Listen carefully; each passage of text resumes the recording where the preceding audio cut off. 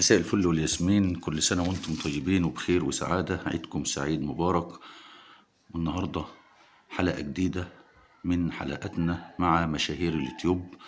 والنهاردة معانا نموذج مشرف في عالم الطهي، الشيف آية حبيب، التي انتقلت من طبيب بيطري لأشهر شيف فود بلجر وحلواني ومعجنات.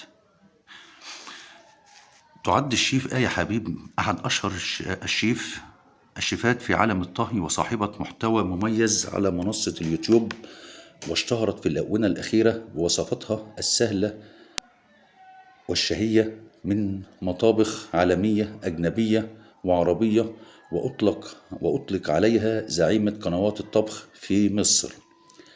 أحب الناس أسلوبها السهل والراقي في الشرح، وكذلك طريقتها في تصوير المأكولات. آية حبيب درست الطب البيطري وكانت دكتورة بيطرية، وكان السبب الذي دفعها لذلك حبها للحيوانات الأليفة، ولكنها أثناء دراستها اكتشفت أن هذا المجال لا يلبي رغبتها، فقامت بعد إنهاء دراستها وأخذت دبلومة في الأمن الغذائي والعمل في مجال السلامة والأغذية، وهو ما دفعها للعمل مع أكبر أصحاب المطاعم الفندقية وإعادة اكتشاف حبها لفن الطهي.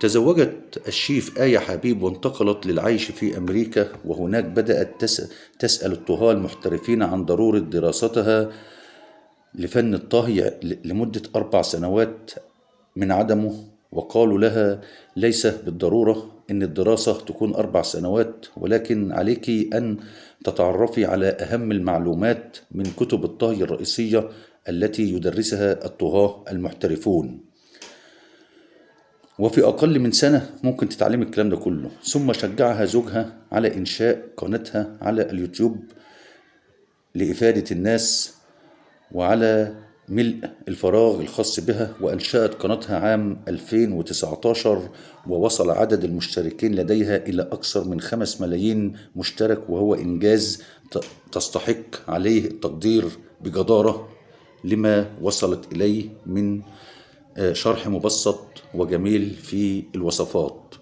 نتمنى لها طبعا كل التوفيق والنجاح إن شاء الله، ونتمنى لكم جميعا أن تكونوا مثل هذا النموذج المشرف وتوصلوا لهذا العدد، وربنا يكرمكم جميعا. تحياتي لكم.